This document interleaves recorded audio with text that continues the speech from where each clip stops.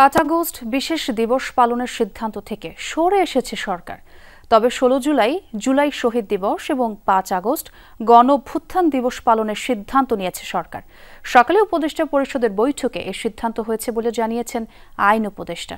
একই সাথে মিথ্যা মামলা বন্ধে ফৌজদারি কার্যবিধির 173-এর এতে নতুন ধারা যুক্তের সিদ্ধান্ত হয়েছে বলে জানিয়েছেন তিনি। গ্লিটারের টুইন লেমন ও অ্যান্টিব্যাকটেরিয়াল ফর্মুলা বাসনকে চকচকে জীবাণুমুক্ত করে আমাদের দেয় গ্লিটার গ্যারান্টি। বুক টান টান করে দাঁড়ানো সাহসের আরেক নাম শহীদ আবু সাইদ।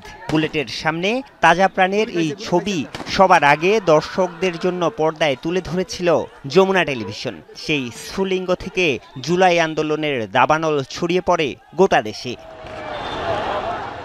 বছর ঘুরে গত 25 জুন মন্ত্রিপরিষদ বিভাগ থেকে জারি করা এক পরিপত্রে ছাত্র জনতার অভ্যুত্থানে আওয়ামী লীগ সরকারের পতনের দিন 5 আগস্টকে জুলাই গণ অভ্যুত্থান দিবস ঘোষণা করে অন্তর্বর্তীকালীন সরকার। আর সরকার পতনের পর অন্তর্বর্তীকালীন সরকার গঠনের দিন 8 আগস্টকে ঘোষণা করা হয়েছিল নতুন বাংলাদেশ দিবস হিসেবে।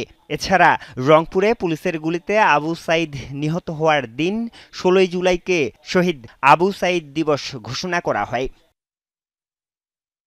তবে এই পরিপত্র জারির পর থেকেই 8 আগস্টকে নতুন বাংলাদেশ দিবস ঘোষণা নিয়ে আপত্তি তোলেন এনসিপির 3 শীর্ষ নেতা সহ অনেকেই। এর প্রেক্ষিতে এ দিনটিতে বিশেষ দিবস পালনের সিদ্ধান্ত থেকে সরে আসে উপদেষ্টা পরিষদ। জুলাই গণ অভ্যুত্থানের সেলিব্রেশন সংক্রান্ত এটা অলরেডি উনি প্রেস স্টেটমেন্ট দিয়ে জানিয়ে দিয়েছেন, এটার ব্যাপারে আমি কিছু বলছি না। এদিকে 3 বছরের জন্য বাংলাদেশে জাতিসংঘের মানবাধিকার কমিশনের শাখা খোলার বিষয়ে করা সমঝোতা স্মারক অনুমোদন করেছে উপদেষ্টা পরিষদ। বাংলাদেশে জাতিসংঘের মানবাধিকার বিষয়ক একটা অফিস হবে। এটা অফিসটা হবে প্রাথমিকভাবে 3 বছরের জন্য। এই 3 বছরের মধ্যে দ্বিতীয় বছরে যদি দুই পক্ষ মনে করে রিনিউ হওয়া দরকার তাহলে সেটা বিবেচনা করে দেখতে পারবে। আমরা আশা করি আগামীতে এবং আমাদের সরকার আমলেও যদি কোনো গুরুতর মানবাধিকার লঙ্ঘনের ঘটনা ঘটে, যে কোনো ক্ষেত্রেই ঘটে, তাহলে আমাদের যে মানবাধিকার বিষয়ক যে রাষ্ট্রীয় এজেন্সি অফিসগুলো আছে এটার পাশাপাশি OHCHR এর যে লোকাল অফিসটা হবে সেটা একটা গুরুত্বপূর্ণ ভূমিকা পালন করতে পারবে। এছাড়া উপদেষ্টা পরিষদের বৈঠকে মামলা বাণিজ্য বন্ধে ফৌজদারি কার্যবিধির 173-এর এ ধারা সংশোধনের সিদ্ধান্ত হয়। এতে ভুয়া মামলায় আসামিরা প্রাথমিক তদন্তে রেহাই পাবেন বলে জানান আইন উপদেষ্টা।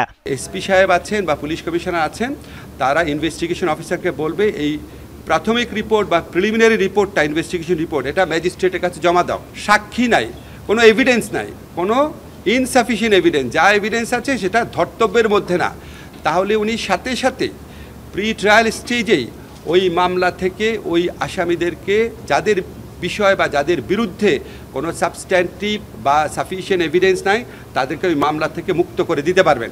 কুমিল্লার মুরাদনগরে ধর্ষণের ঘটনায় সরকার মর্মাহত। এই ঘটনায় সর্বোচ্চ গুরুত্ব দিয়ে তদন্ত কাজ এগিয়ে নেয়ার আলোচনা হয় উপদেষ্টা পরিষদের বৈঠকে।